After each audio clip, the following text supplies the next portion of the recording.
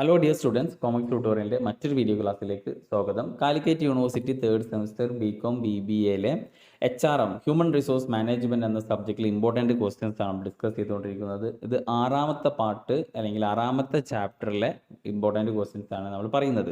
അപ്പോൾ കഴിഞ്ഞ 5 പാർട്ടിൻ്റെയും ഇമ്പോർട്ടൻറ്റ് ക്വസ്റ്റ്യൻസിൻ്റെ വീഡിയോൻ്റെ ലിങ്ക് താഴെ ഡിസ്ക്രിപ്ഷനിൽ ഉണ്ടാകും. ഓക്കെ, അപ്പോൾ നമുക്ക് നേരെ ഇനി ലാസ്റ്റ് മൊഡ്യൂളിൽ എന്തൊക്കെയാണ് ഇമ്പോർട്ടൻ്റ് ആയിട്ട് വരാൻ ചാൻസ് ഉള്ളത് എന്നുള്ളത് നോക്കാം. ഫസ്റ്റ് ഈ ഒരു ചാപ്റ്ററിൻ്റെ പേര് തന്നെ ഗ്രീവിയൻസ് റിഡ്രസൽ എന്നാണ്. അപ്പോൾ എന്താണ് ഗ്രീവിയൻസ് റിഡ്രസൽ എന്നുള്ളത് നിങ്ങൾ പഠിക്കുക അല്ലേ.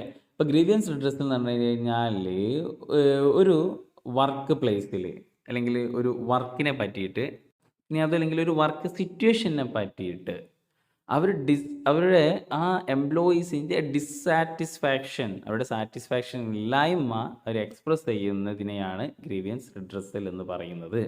അപ്പോൾ എന്താണ് ഗ്രീവിയസ് റിഡ്രസൽ എന്ന് നോക്കാം. അതിൻ്റെ എന്തൊക്കെയാണ് ഗ്രീവിയസ് റിഡ്രസൽ ഉണ്ടാവാനുള്ള കാരണങ്ങൾ എന്നുള്ളതും കൂടി നിങ്ങൾ നോക്കാം. നെക്സ്റ്റ് ഡിസിപ്ലിൻ അല്ലേ, നമ്മൾ ഒരുപാട് വട്ടം കേട്ട് പരിചയമുള്ള ഒരു വേർഡാണ് ഡിസിപ്ലിൻ എന്നുള്ളത്. എന്താണ് ഡിസിപ്ലിൻ?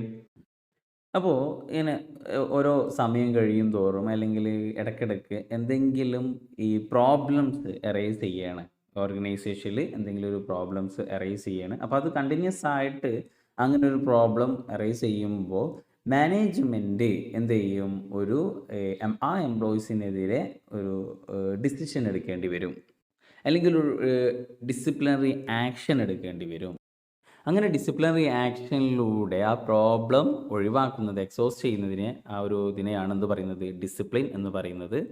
പിന്നെ ഡിസിപ്ലിനുമായി ബന്ധപ്പെട്ടിട്ട് കോഡ് ഓഫ് ഡിസിപ്ലിൻ എന്ത് ചെയ്യുക നോക്കാം. Okay, then what are the role of HR manager in grievance handling. ഈ HR മാനേജറിൻ്റെ റോൾ എന്തൊക്കെയാണ്, എന്തെങ്കിലും ഗ്രീവിയൻസ് ഹാൻഡിൽ ചെയ്യുന്നതിൽ ഈ HR മാനേജറുടെ റോൾ എന്താണ്. ഓക്കെ, ദെൻ നെക്സ്റ്റ് വരികയാണെന്നുണ്ടെങ്കിൽ പണിഷ്മെൻറ്റ്. എന്താണ് പണിഷ്മെൻറ്റ് എന്നുള്ളത് നോക്കുക. പണിഷ്മെൻറ്റ് എന്ന് പറഞ്ഞു കഴിഞ്ഞാൽ എന്താണ്, ഇൻഡിസിപ്ലിൻ ആയിക്കഴിഞ്ഞാൽ അതിനെതിരെ അതിനെ സോൾവ് ചെയ്യാൻ വേണ്ടിയിട്ട് അല്ലെങ്കിൽ അതിനെ ഓവർകം ചെയ്യാൻ വേണ്ടി കൊടുക്കുന്നതാണ് ഈ പണിഷ്മെൻറ്റ് എന്നുള്ളത്. അപ്പോൾ പണിഷ്മെൻറ്റിൽ തന്നെ ഡിഫറെൻറ്റ് ടൈപ്സ് ഓഫ് പണിഷ്മെൻറ്റ് ഉണ്ട്.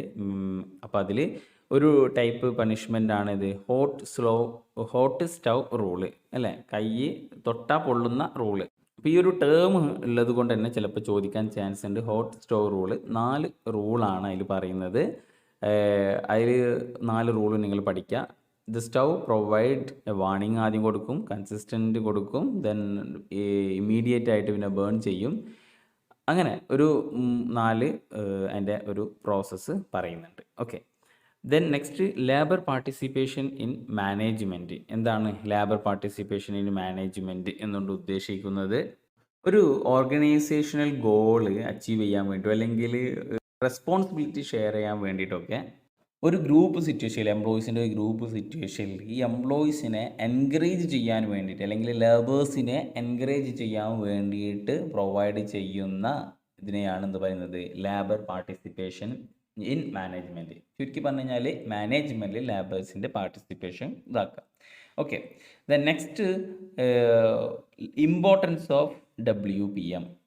WPM എന്ന് പറഞ്ഞു കഴിഞ്ഞാൽ വർക്കേഴ്സ് പാർട്ടിസിപ്പേഷൻ ഇൻ മാനേജ്മെൻ്റ് ആണ്. വർക്കേഴ്സ് പാർട്ടിസിപ്പേഷൻ മാനേജ്മെൻറ്റ് ഇമ്പോർട്ടൻസ് എന്താണ് എന്നുള്ളത്. അപ്പോൾ ഇത് ഏകദേശം ലേബർ പാർട്ടിസിപ്പേഷൻ ഇൻ മാനേജ്മെൻറ്റ് എന്ന് പറഞ്ഞ പോലെ തന്നെയാണ് ഈ വർക്കേഴ്സ് പാർട്ടിസിപ്പേഷൻ ഇൻ മാനേജ്മെൻറ്റ് കൊണ്ട് ഉദ്ദേശിക്കുന്നത്. ഓക്കെ, ഇനി next methods of workers participation in management. ഈ WPMൻ്റെ മെത്തേഡ്സ് എന്തൊക്കെയാണ്? അതിലൊരു 8-10 മെത്തേഡ്സ് പറയുന്നുണ്ട്. അതിലൊരു 4-5 എണ്ണെങ്കിലും നിങ്ങൾ എന്ത് ചെയ്യുക, മിനിമം പഠിക്കുക. അതിൽ പെട്ടതാണ് ഈ ജോയിൻ്റ് കൗൺസിൽ, അതേപോലെ ഈ empowered team, total quality management തുടങ്ങിയ ഈ പോയിന്റുകളൊക്കെ അതിൻ്റെ മെത്തേഡ്സ് ആയിട്ട് വരുന്നതാണ്. അപ്പോൾ ഇത്രയുമാണ് ഈ 6ാമത്തെ ചാപ്റ്ററായ ഗ്രീവിയൻസ് റിഡ്രസിൽ നിന്ന് ചോദിക്കാൻ ചാൻസ് ഉള്ളത്. ഇതെല്ലാതും ചോദിക്കാം, പക്ഷേ ഇമ്പോർട്ടൻ്റ് ആയിട്ട് മാത്രമേ ഡിസ്കസ് ചെയ്തിട്ടുള്ളൂ.